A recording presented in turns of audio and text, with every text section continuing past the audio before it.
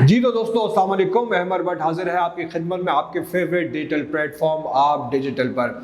और पहले तो आपके तमाम तर कमेंट्स का बहुत शुक्रिया। कल वाली जो हमारी वीडियो थी आप लोगों ने अपनी मोहब्बत का इज़हार किया और मेरे उस वीलॉग को सराहा।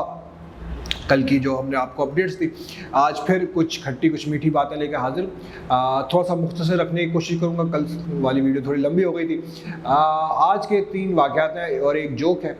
वो जोक मैं आपको आखिर में सुनाऊंगा, थोड़ी सी कॉमेडी जाते जाते आपके लिए कर दूंगा। मेरा अपना जोक नहीं है, ज़ाहिर बात है, वो मैं इस तरह की चीज़ें देख रहा होता हूँ, वो हमारे सामने सोशल मीडिया पे आ रही होती हैं, वो ट्विटर पे आ रही होती हैं। और आज का जोक भी हिना परवेज़ भट्ट साहिबा के नाम है।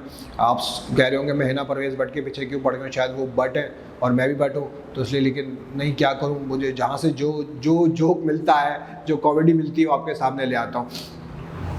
पहले तो बात कर लें इंजीनियर मोहम्मद अली मिर्ज़ा, मुफ्ती भी हैं और बहुत उनकी फ़ैन फॉलोइंग है। आप उनसे और मैं भी काफ़ी इख्तलाफ रखता हूँ बहुत सारे मामलात में उनसे, कुछ मामलात में वो सही भी है और उनकी एक अपनी सोच है, अपना एक नज़रिया है। वो बात करते हैं और लोग उन पर तनकीद भी करते हैं, कुछ लोग उनकी हाँ में हाँ भी मिलाते हैं और बहुत सारी उनकी लेकिन उनका एक इंटरव्यू का क्लिप सामने आया है। वो इंटरव्यू जो है, उन्होंने पूछा उनसे कि क्या आपसे कभी आला अफसरान की जानिब से रब्ता किया गया या नहीं। उन्होंने क्या कहा, मैं आपको सुनवाता हूँ। यार इस तरह की बातें कैमरे में बताई नहीं जाती, लेकिन मैं इन प्रिंसिपल ये बात करूं कि मेरे साथ बात करना या मुझे इस एतबार से यूज करना किसी की जरूरत नहीं। हम इस सिस्टम के बेनिफिशियरी हैं। इसके लिए वो लोग तो यूज हो सकते हैं कि जिनके मदरसों को चंदे लोगों से मिलते हैं। मैं तो 1 रुपए का रवादार नहीं हूं, ठीक है। इनडायरेक्टली लोग आए, डायरेक्टली आए, कुछ अरसे में आते रहे, लेकिन मेरा वो जब वो देखते हैं ना कि यार ये बंदा हमसे ऊपर है, बल्कि मुझे तो कई एजेंसीज के ऑफिसर्स ने कहा यार जो बंदा भेजते हैं ना, कुछ अरसे बाद वो तेरा मुरीद होकर ही निकलता है, हम उसे क्या ड्यूटी साइन करें। ये सच्चाई की ताकत है। मैं अब भी ये कहूंगा कि ये जो 6 महीने से प्रेशर में, इस प्रेशर से इन्होंने अब नहीं निकले।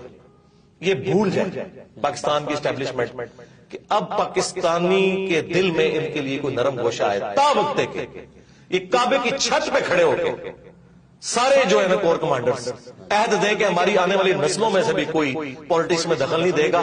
शायद कोई पाकिस्तानी इमाम को यकीन आए, वरना मैं आपको बताऊं, मैं आपको रियल टाइम बता रहा हूं, केपी तो पहले इनके हाथ से निकल चुका था, बलोचिस्तान भी निकला था, सिंध भी निकला था भुट्टो की फांसी के बाद। एक पंजाब बचा था। नवाज शरीफ साहब के साथ जो कुछ इन्होंने किया, आधा पंजाब वैसे ही फारग हो गया था इनसे। और जो अब इमरान खान साहब के साथ किया, ठीक है, उसके बाद तो आप एक रद्दी भी कहते हैं ना हमायत की। पंजाब में, केपी में जनाब लोग होटलों में बैठ के गालियां निकाल रहे हैं, सरेआम नाम लेते हैं, ठीक है, वीलॉग्स बना रहे हैं। और ये भी भूल जाए कि ISPR की कोई मुहिम कामयाब होगी, बट DGISPR जो है वो आके प्रेस कॉन्फ्रेंस करता है, 55,000 कमेंट्स हुए हैं नीचे, शो सिर्फ 55 किए हैं उन्होंने, सारे उनके खिलाफ। ये हालत है। तो ये जो कहते हैं ना इमरान खान ने सोशल मीडिया पे बंदे भर्ती किए हैं, ये अब इस चक्कर से भी आप लोग बाहर निकले।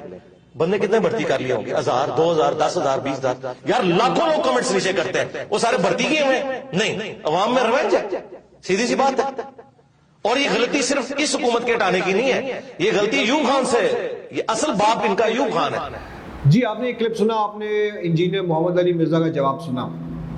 इंजीनियर मोहम्मद अली मिर्ज़ा को अगर आप दीनी लिहाज से, फ़िक़ही लिहाज से फॉलो नहीं करते और उनसे इख्तलाफ रखते हैं तो ये आपका हक़ है, हम सब का हक़ है, मैं भी रखता हूँ बहुत सारे मामलों में, जैसा कि मैंने कहा, और उनकी एक अपनी सोच है बहरहाल। लेकिन जो इनका ये जवाब है, ये एक सियासी मंजरनामे की तरफ है और हम इसी बुनियाद पर उसको शामिल कर रहे हैं। इंजीनियर मोहम्मद अली मिर्ज़ा साहब ने कहा गया से जब पूछा गया कि जनाब अली आपसे रब्ता किया गया ताकि आप अपना इन्फ्लुएंस शो कर सकें थोड़ा सा इन सियासी मामलात में, तो उन्होंने पाकिस्तान की तारीख़ दोहराई, पाकिस्तान में होने वाली सियासी तब्दीलियों का अहाता किया इसमें, और कहा कि जनाब अली ये फ़ौज और इस्टेब्लिशमेंट, जैसा कि उन्होंने कहा, आज तक गलत फ़ैसले करती आई है और इन फ़ैसलों का जो है क्या कहते हैं ख़मियाज़ा आवाम को भुगतना पड़ता है। और पाकिस्तान, उन्होंने बड़ी ही तनकीदी बात की कि इन गलत फ़ैसलों की वजह से बहुत सारे अवाम उनसे मुतनफ़र हो चुके हैं और अब अगर वो उन्होंने अल्फाज यूज़ किए कि अब वो خانہ کعبہ میں جا کر بھی یا اس کی چھت پر چڑھ کر بھی حلف لیں اپنی وفاداری کا، اپنے نیوٹرل ہونے کا، تو لوگ شاید ہی اس بات پر یقین کریں۔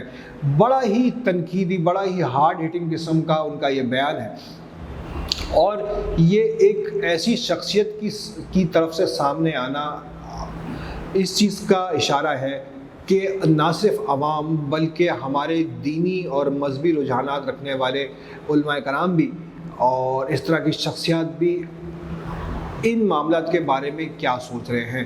انجینئر محمد علی مرزا کا یہی کہنا تھا کہ پہلے سندھ میں، بلوچستان میں، خیبر پختونخوا میں اور پنجاب میں، چاروں صوبوں میں اس وجہ سے عوام تقریباً متنفر ہو گئی اسٹیبلشمنٹ سے، اشرافیہ سے اور ہمارے سیکیورٹی اداروں سے۔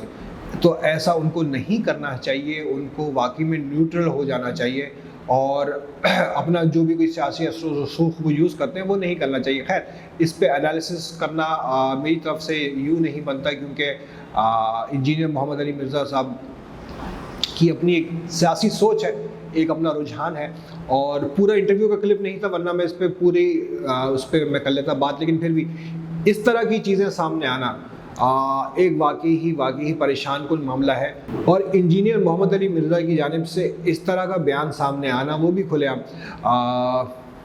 آن کیمرہ ریکارڈ پہ آنا، is very very hard hitting. اس کے بعد کیا ہوا، اس بیان کے بعد کیا ہوا، ہم نے دیکھا کہ انجینئر محمد علی مرزا کے خلاف سوشل میڈیا پہ کیمپین شروع ہو گئی ہے، اور اس پہ ان کے مختلف بیانات کو لے کر ان کو تنقید کا نشانہ بنایا جا رہا ہے۔ خیر، یہ ایک رد عمل ہوتا ہے جو اگر آپ کو آپ کی مرضی کا بیان نہ ملے، آپ کو اپنی مرضی کی بات نہ ملے، آپ کو اپنی مرضی کی سپورٹ نہ ملے، تو اس طرح کی چیزیں ہو جاتی ہیں، سامنے آتی ہیں، اور انجینئر محمد علی مرزا اسی کا شکار ہو رہے، اور دیکھتے ہیں کہ ان کے خلاف یہ کیمپین جو ہے کب تک چلتی ہے۔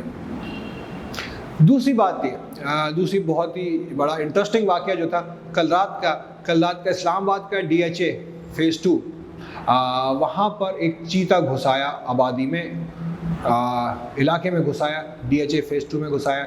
6-8 گھنٹے تک وہ اس جگہ پر آبادی میں گھومتا رہا، گھروں میں کودتا رہا، بھاگتا رہا، لوگوں نے پکڑنے کی کوشش کی، جو اس کے راستے میں آیا اس نے اس کو زخمی کیا۔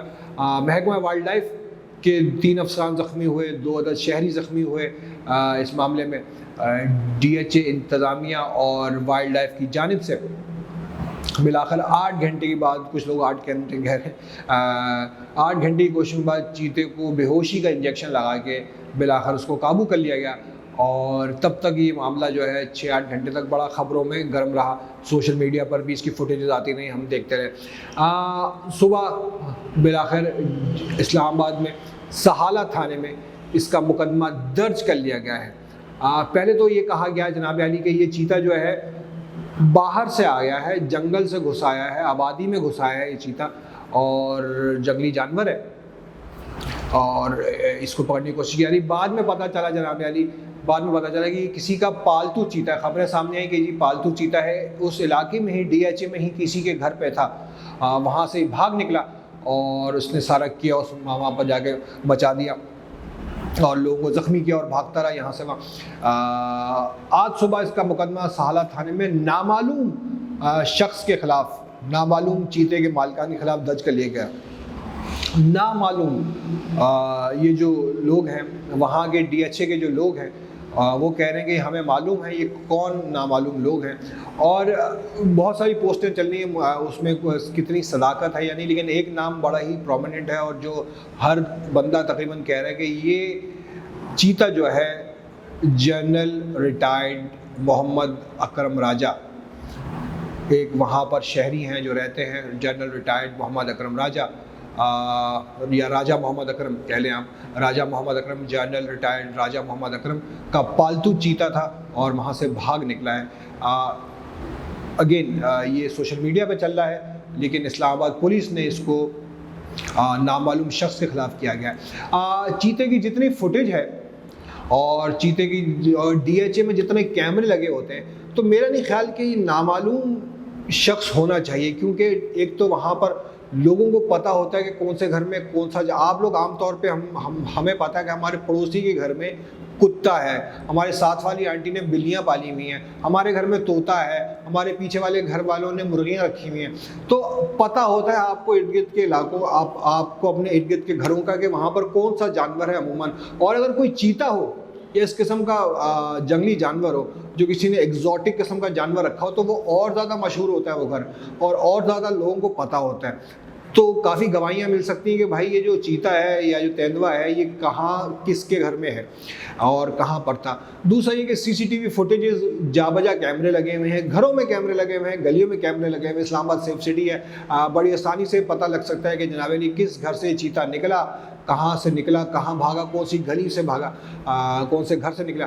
اور کہنے والوں نے social media per in general صاحب کے جو مبینہ جنرل صاحب ہیں ان کا کیا کہتے ہیں گھر کا ایڈریس بھی ڈال دیا گیا ہے, گلی کا نمبر, گلی نمبر 4 بھی ڈال دیا گیا ہے. اور لیکن بہرحال یہ پولیس کا کام ہے انویسٹیگیشن کرنا.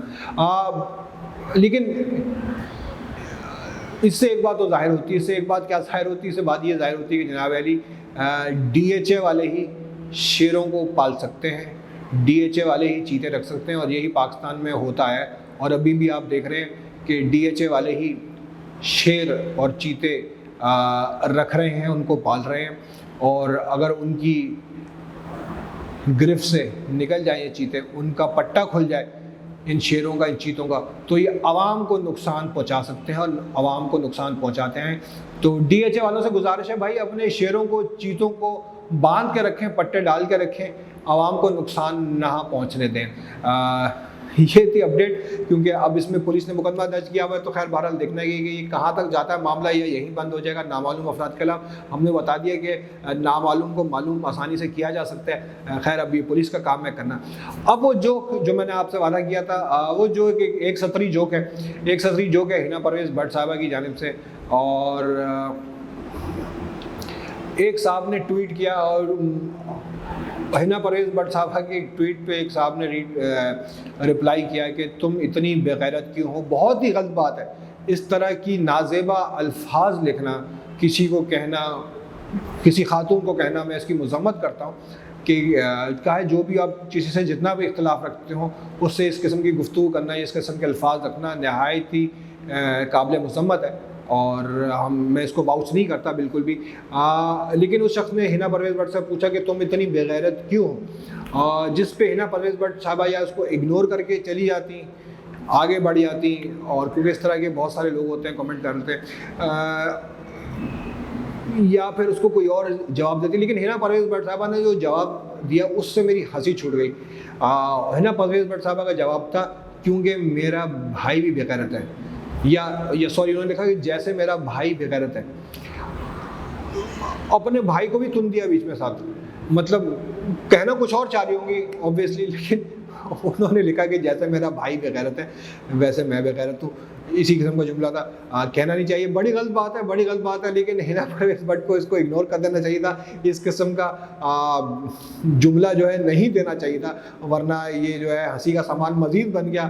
لوگ اس پہ ہنس رہے ہیں, ٹھٹے اڑا رہے ہیں. اور ہنا پرویز بٹ صاحبہ خود کو بڑی عقل کل اگر سمجھتی ہیں اور سمجھتی ہیں میں سوشل میڈیا مینیج کر لیتی ہوں, تو یہ صاف نظر آ رہا ہے وہ کتنی مینیج کر سکتی ہیں. خیر یہ تھی آج کا جوک. اگر آپ کو ہنا پرویز بٹ صاحبہ کا یہ ٹویٹ نظر آئے تو اس پہ آپ پلیز کامنٹ مت کیجیے گا, اور اس میں چھوڑ دیجیے گا, جانے دیجیے گا. ہو جاتا ہے, غلطی ہو جاتی ہے انسان سے. خیر تو یہ تھی آج کی چیتے کی کہانی, اور ہنا پرویز بٹ کا جوک میں نے آپ کو سنا دی. انشاءاللہ ملتا ہوں اگلی ویڈیو میں کچھ نئی اس طرح کی کھٹی میٹھی باتیں لے کر. اپنا بہت خیال رکھیے گا, اور جس طرح کامنٹ کر کے آپ نے مجھے بتایا کہ جناب علی ہمارا پروگرام کیسا جا رہا ہے, یہ میرا پروگرام کیسا ہے, پلیز اپنی آرا سے آگاہ کرتا رہے. اللہ تعالیٰ آپ کا حامی و ناصر ہو.